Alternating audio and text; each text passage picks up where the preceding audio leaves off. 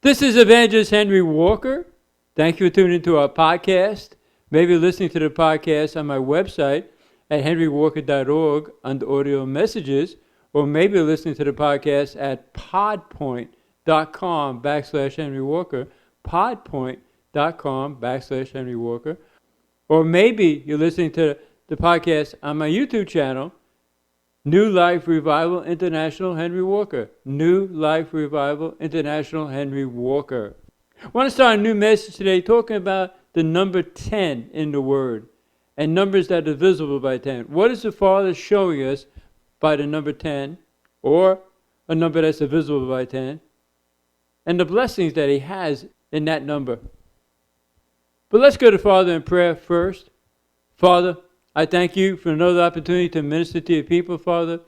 I ask you to use me just the way you want, Father. Let me say only what you want me to say, nothing more and nothing less. Help people, Father, open up their spirits and not only receive the word, but study the word for themselves. And Father, we give you all the praise and the honor, Father, in the mighty name of Yahshua, by the blood of Yahshua. Let's go to the book of Genesis, chapter 31. One of the main reasons why the Father has a number 10 in the Word, or a number divisible by 10, or chapter 10, or chapter number that's divisible by 10, is to show that something or somebody is being cut off. It's over. You may be going through a situation in your life. You say, when is it going to end? Well, the Father is going to apply the number 10 today and cut that situation out of your life once and for all. I remember I had a radio station in Nassau, the Bahamas, and Freeport, the Bahamas.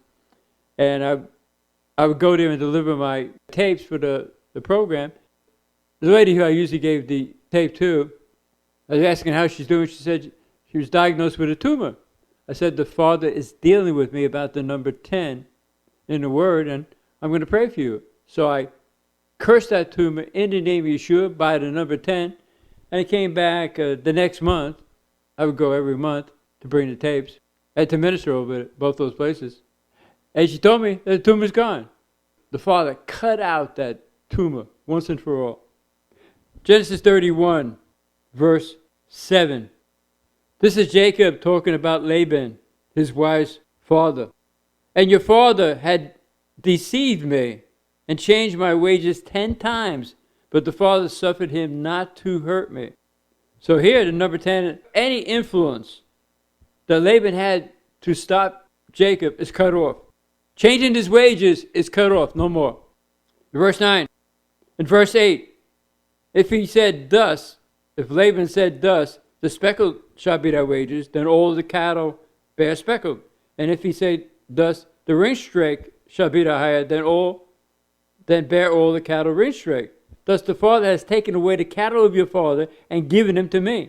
And it came to pass at the time that the cattle conceived that I lifted up my eyes and saw in a dream, and behold, the rams which leaped upon the cattle were ringstraked, speckled, and grizzled.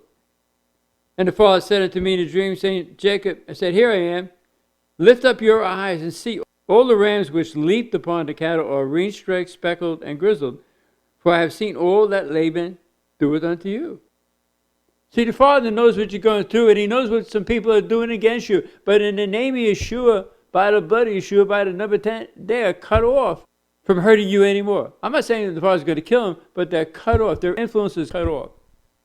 And the situation you're facing is cut off. The Father can end it so quickly. All He wants you to do is surrender everything to Him, turn your flesh over to Him, allow Him to mortify the deeds of your flesh, make you more like Yahshua, and bring the fruit of the Spirit out of your life. Love, joy, peace, longsuffering, gentleness, goodness, faith, meekness, temperance. And He'll cut things out of your life that He doesn't want to be there anymore.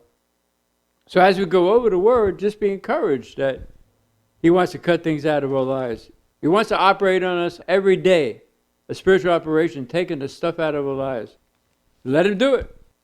It's a sanctification process, getting us ready for the rapture, to go with Him alive in the rapture, which could be very, very soon, the way things are happening and the signs.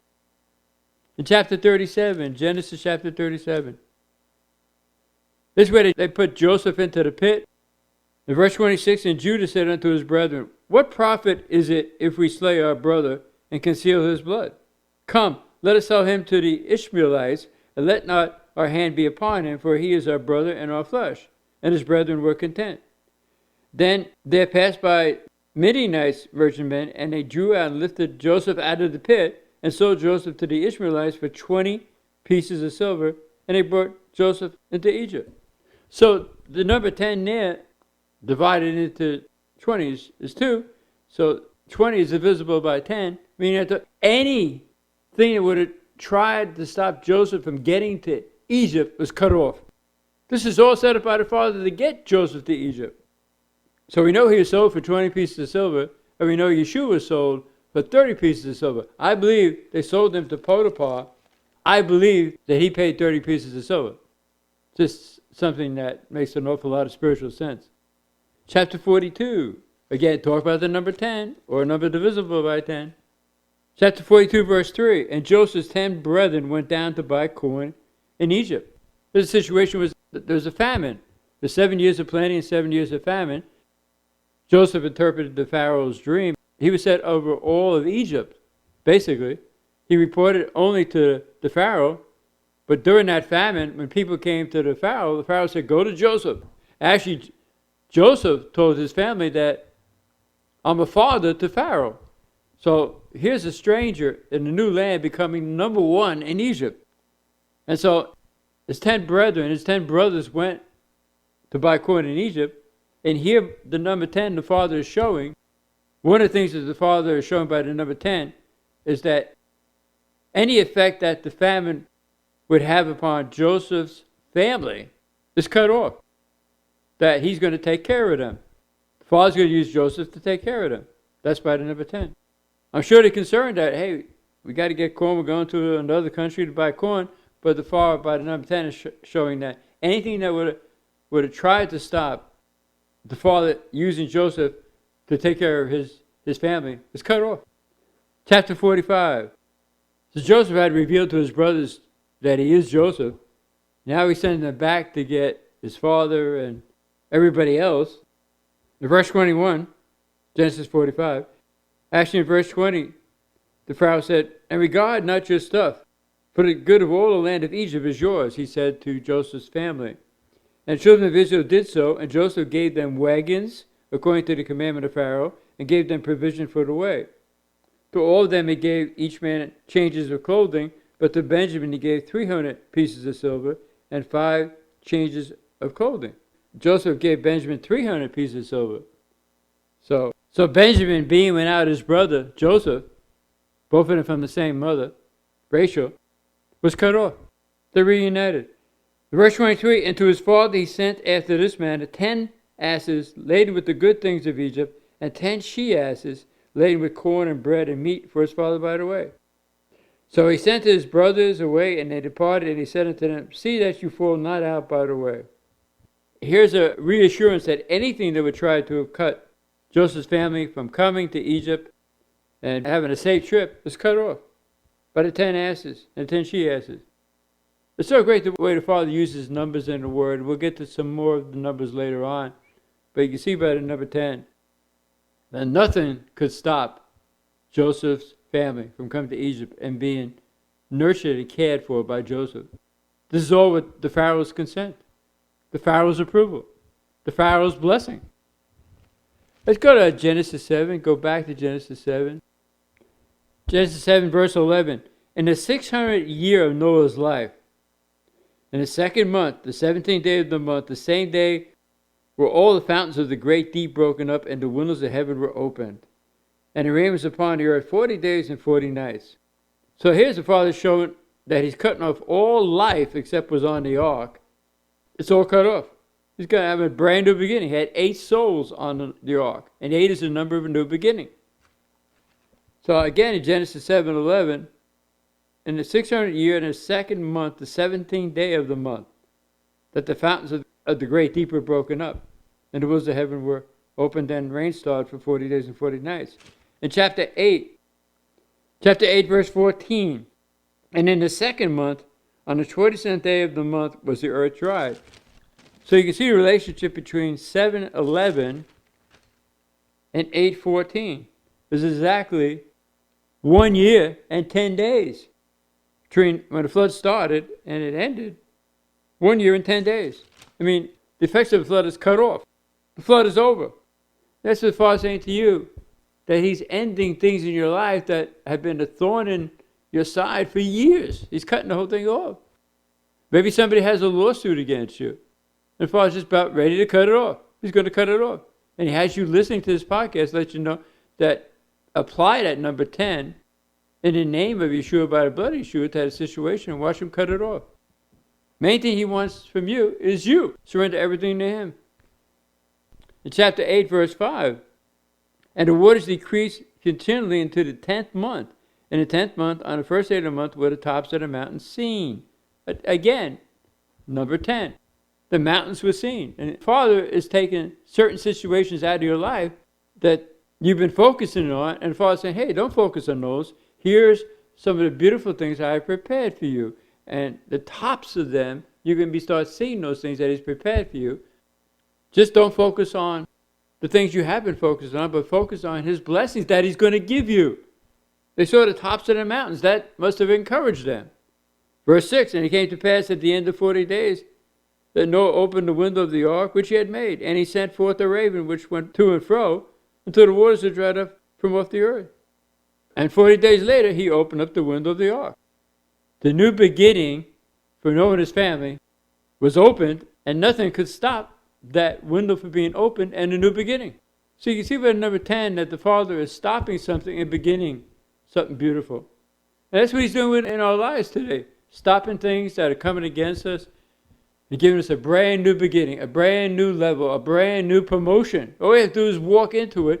And when you surrender everything to him, you can't miss it. Those blessings will overtake you. All he wants is you. And if he has you, he can make something beautiful out of your life and my life. And use us just the way he wants. We'll allow him to use us just the way he wants. And allow him every day, as I mentioned before, to do that spiritual operation on our lives. Make us more like Yahshua and get us ready for the rapture. Let's go to the book of Exodus, next book. Go to the right. Exodus chapter 14. And also, remember the 10 plagues. The 10 plagues means that anything that would try to stop the Egyptians from keeping the Israelites from coming out of Egypt was cut off. 10 plagues. But chapter 14, verse 7. Pharaoh took 600 chosen chariots and all the chariots of Egypt and captains over every one of them. The 600 means that the Egyptian army, including Pharaoh, is cut off once and for all. It's just so powerful. He's got everything under control. And when you surrender everything to him, the rest is easy. Because he takes care of everything in our lives as long as we make ourselves available for him. And he'll use us and bless us. It's so beautiful that he steers our life. He guides our life. Our life is in his hands. Our purpose, our destiny is in his hands. In 1 Samuel 17, go to the right, 1 Samuel. After Joshua judges Ruth, 1 Samuel. The Father wants me to take time on this chapter to show you not only number 10, but how the Father talks through certain numbers. In 1 Samuel 17, it's a familiar story. In verse 1, now the Philistines gathered together their armies to battle and were gathered together at Shokor, which belonged to Judah, and pitched between Shokor and Azekah and Ephes Damim. And Saul and the men of Israel were gathered together and pitched by the valley of Elah. My wife and I went over to Israel and we looked at the valley of Elah and we stood on top looking down at that valley, and you can see some of the buildings that the Philistines had all torn apart, no water in the wells. The Father won that victory for the Israelites by using David. In verse 3, and the Philistines stood on a mountain on the one side, and Israel stood on a mountain on the other side, and there was a valley between them. And it went out a champion of the camp of the Philistines named Goliath of Gath, whose height was 6 cubits and a span. Now, number 6 in the word is the number of a man. And the Father is showing us in this story here that here's Goliath coming against him and his people, basically coming against him. And it's just a man. So here's a man coming against Yahweh. There's no chance that this man, Goliath, could win, no matter how tall he was. I guess he was like 9 foot something or other, maybe 9'6". Doesn't matter. There's a man coming against the father. So number 6 showing, hey, as you read this, this is a man cursing me. What chance does he have? How can he win? And he had a helmet in verse 5 of brass upon his head, and he was armed with a coat of mail, and the weight of the coat was 5,000 shekels of silver. It's divisible by 10. And the father showed him before he's cut off, I'm going to cut him off. 5,000 is divisible by 10. And number 5 is a number for salvation and redemption. I'm going to redeem my people from this man. I'm going to cut him off. Verse 7, and the staff of his spear was like a weaver's beam, and his spearhead weighed 600 shekels. In verse 6, and he had greaves of brass upon his legs, and a target of brass between his shoulders. So all Goliath was a target for the father. And we'll see it later, he used David to destroy him. He was just a target for the father. He had no possibility of winning against the father. And see, David was the only one that realized that the battle wasn't about him or Israelites, but it was against his father, Yahweh. The battle wasn't his at all. It was the father's battle. Here it's going to be used by the father to annihilate this uncircumcised Philistine. In verse 7, and the staff of his spear was like a weaver's beam, and his spear's head weighed 600 shekels of iron, and one bearing a shield went before him. There's the 600 again. The father just remind you, I'm going to cut him off. In verse 8, he stood and cried and came against the armies of Israel. Choose you a man, let him come against me. And if he fights with me, Goliath said, and kills me, we'll be your servants. But if I prevail against him, then you'll be our servants. In verse 10, and the Philistine said, I defy the armies of Israel this day. Give me a man that we may fight together. And when Saul and all Israel heard those words of the Philistine, they were dismayed and greatly afraid. Now David was the son of that Ephraimite of Bethlehem, Judah, whose name was Jesse, and he had 8 sons. And the man went out among men for an old man in the days of Saul. So 8 is a number of new beginning, as I mentioned before. But here the father is saying, look, here's a man coming against me and my people. He's a target for me. I'm going to redeem my people. And I'm going to give them a new beginning by the number 8.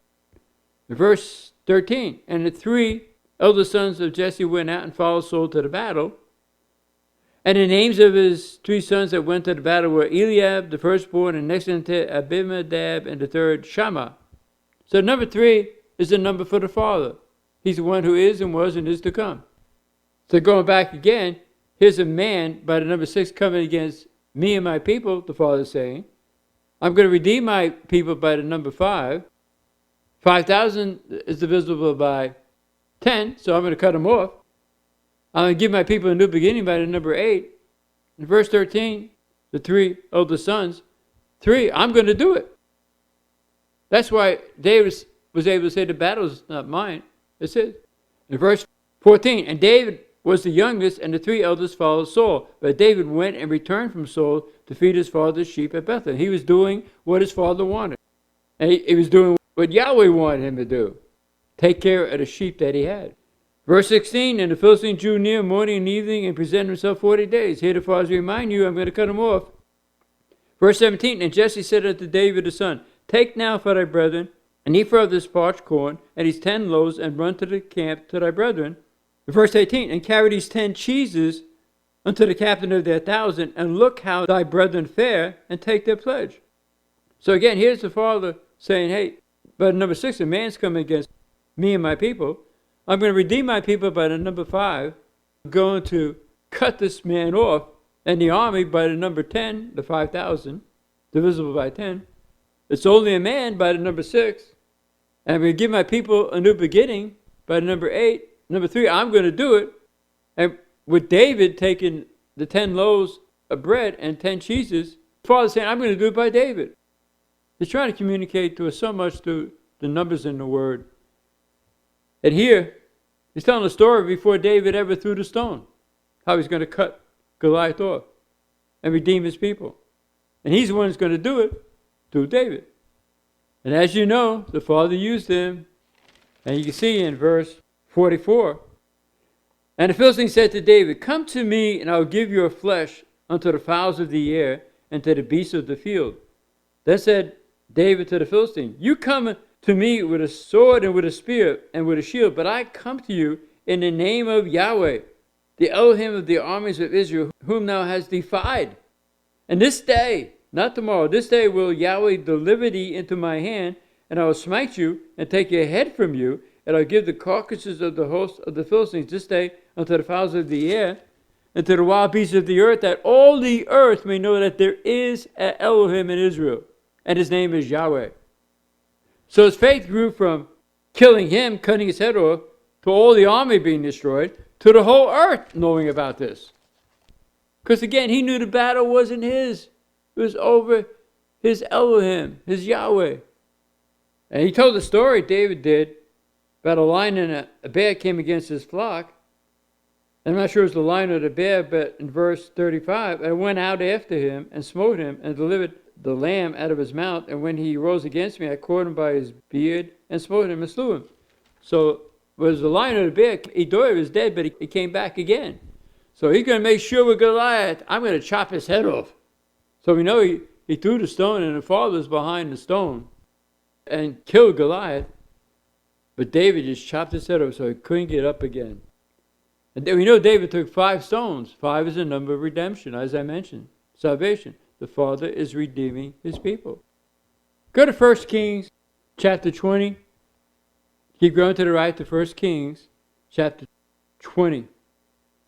In verse 12, here's Ben-Hadad, the Syrian king, had come against the Israelites. The king of Israel had answered Ben-Hadad. Ben-Hadad tried to put fear into him and saying, we are not afraid of you. Verse 12, and it came to pass when Ben-Hadad heard this message as he was drinking, he and the kings in the pavilions, that he said unto his servants, set yourselves in array. And they set themselves in array against the city. And behold, there came a prophet unto Ahab, king of Israel, saying, thus said Yahweh, hast thou seen all this great multitude? Behold, I will deliver it into your hand this day, and you shall know that I am Yahweh. And verse 14, Ahab said, by whom? And he said, thus said Yahweh, even by the young men of the princes of the provinces. They said unto me, who shall order the battle? I said, you. Then he numbered the young men of the princes of the provinces, and there were 232. And after them he numbered all the people, even all the children of Israel, being 7,000. Here's a number divisible by 10. He's ready to cut Ben-Hadad and the whole army off. They were drinking and they're drunk, and here comes Yahweh using these people to cut Ben-Hadad and his army off. Verse 19, so these young men of the princes of the provinces came out of the city, and the army which followed them, and they slew every one his man. And the Syrians fled, and Israel pursued them, and Ben-Hadad, the king of Syria, escaped on a horse with the horsemen. And the king of Israel went out and smote the horses and chariots and slew the Syrians with a great slaughter. Verse 22, and the prophet came to the king of Israel and said unto him, go strengthen thyself and mark and see what thou doest, for at the return of the year the king of Syria will come up against you. And the servants of the king of Syria, in verse 23, said unto him, their gods are gods of the hills, therefore they were stronger than we, but let us fight against them in the plain, and surely we shall be stronger than they. So they wanted to fight them against the plain, and they gathered their army. Verse 27, the children of Israel were numbered and were all present and went out against them. And the children of Israel pitched before them like 2 little flocks of kids, but the Syrians filled the whole country.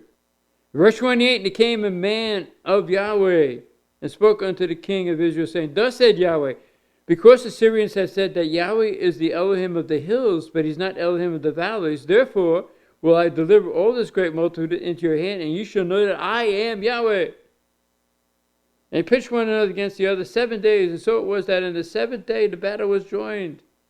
And the children of Israel slew of the Egyptians 100,000 footmen in one day. Cut off. So even they're cut off by the 7,000 young people. They tried to come up again, but they were still cut off. Once they're cut off, they're cut off. So it's important there to see that the Father is cutting things out of our lives that should not be there. And he's cutting people out of our lives that could affect us in a negative way from following the Father. Let him do it. Let's go to the book of Judges, chapter 4. Whenever the Israelites served Yahweh, they had no problem with their enemies. Once they turned their back on Yahweh, the enemies were winning against them. But the Father would raise up judges to help them. In Judges chapter 4, again, talk about the number 10 and numbers divisible by 10. How the Father's cutting somebody or something out of the way. Judges chapter 4. It's after Joshua in Judges chapter 4, verse 1. And the children of Israel again did evil in the sight of Yahweh when Ehud was dead. And Yahweh sold them into the hand of Jabin, the king of Canaan, that reigned in Hazor, the captain whose host was Sisera, which dwelt in Harosheth of the Gentiles. Verse 3, and the children of Israel cried unto Yahweh, for he had 900 chariots of iron, and 20 years he mightily oppressed the children of Israel. Again, those numbers are divisible by 10. The Father's ready to cut them off because they repented and came back to him. Verse 4, and Deborah, a prophetess, the wife of Lapidot, she judged Israel at that time. The people came to her for judgment, being a prophetess. Verse 6, and she sent and called Barak, the son of Abraham, out of Kadesh Naphtali, and said, had not Yahweh, Elohim of Israel, commanded, saying, go and draw toward Mount Tabor, and take with thee 10,000 men of the children of Naphtali and the children of Zebulun. There's the number divisible by 10 again. And I'll draw unto you to the river Kishon Sisera, the captain of Jabin's army, with his chariots and his multitude, and I will deliver him into your hand. Again, I'm going to cut him off from your life. You turn back to me, you repented, now I'm going to cut him and his army off from your life. And Barak said in verse 8 unto Deborah, if you will go with me, then I will go. But if you will not go with me, then I will not go. What a powerful person Deborah was. How close she was to Yahweh. Verse 9, and Deborah said, hey, I'm going to surely go with you, but the battle is not going to be won by you. It's going to be won by a woman. This woman will have the honor of defeating the enemy. Verse 10, and Barak called Zebulun and Naphtali to Kadesh, and he went up with 10,000 men. Here it is again. I'm ready to cut him off. At his feet, and Deborah went up with him. Verse 13, and Sisera gathered together all his chariots, even 900 chariots of iron, and all the people that were with him unto the river of Kishon. And Deborah said in verse 14, for this is the day in which Yahweh had delivered Sisera in your hand. Is not Yahweh going out before you? So Barak went down from Mount Tabor, and 10,000 men after him. And Yahweh discomfited Sisera and his chariots and all his hosts with the edge of the sword before Barak. So Sisera lighted off from off his chariot, and he fled on his way. The Father went ahead of them. He's our battling ram. It says in Micah 2:13 that he's our breaker. He goes ahead of us and gives us the breakthrough. Watch how he ministers to you with the number 10 or numbers divisible by 10 in the future. And he's showing you that he's going to cut something out of your life or remove somebody from having a negative effect in your life. I'm not saying kill him, but just get him out of the way so you can worship the Father in spirit and truth and follow the Father and not be interrupted by them. They have 1 foot in, 1 foot out. They're lukewarm, and the Father wants you to follow him wholly. So Sisera fled away. In verse 17, he went to the tent of Jael, the wife of Heber the Kenite. And Jael went out to meet him and said, hey, why don't you come and hide yourself in the tent? And he said, give me some water. And she opened a bottle of milk in verse 19 and gave him the drink and covered him. And he said unto her, just stand in the door of the tent, and if anybody comes looking for me, just say he's not here. And wow, he lay and fell asleep. She took a hammer and smote a nail right in his temple and killed him. Later on in the word it said that he rose up, but he just collapsed. So again, the battle was won by a woman, just like Deborah said. And it shows you that the number 2 in the word means the Father is going with us. We're not doing it alone, but also means that if we say no to the Father, he always has a ram in the bush. He always has somebody else. So Barak wouldn't go without Deborah. And Deborah said, well, the one who's going to get the honor in this victory is a woman. Her name was Jael. It's powerful. You see what the Father's talking about in the numbers in his word. Before I go on, I just want to remind you that this is a pro-life ministry. We believe that life begins at conception, that the Father is the agent of conception. And we want to pray for the babies in the womb right now. Join with me in prayer. Put your hand on the computer, on the cell phone. Father, touch the babies in the womb. Bring them to a full birth, Father. And we give you all the praise and the honor, Father, in the mighty name of Yahshua, by the blood of Yahshua. And if any of you had an abortion out there, repent. Ask the Father to forgive you and go on and follow him. So again, we're talking about the number 10 in the Word, and we're going to pray for you pretty soon. Just allow the Father to touch any area of your life that he has to cut things out that are bothering you. Once you surrender everything to him, the rest is easy. It becomes his responsibility. See, David had surrendered everything to the Father, and he knew the battle wasn't his, it was the Father's. It was easy.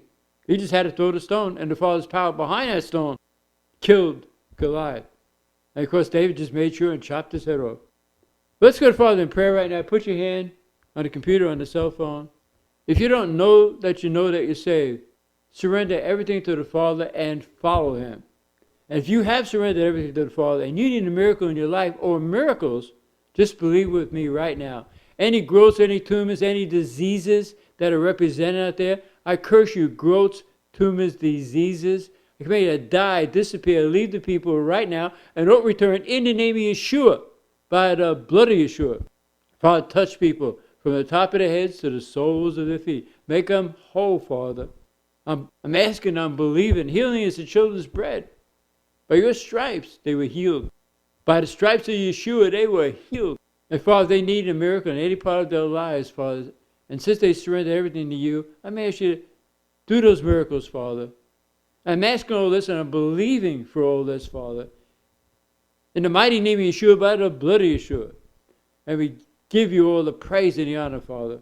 Thank you, Father. So thank you for listening to this podcast. And remember to next time, this is Evangelist Henry Walker saying, greater is the Father in you, your daddy, the King of the universe, than he that is in the world.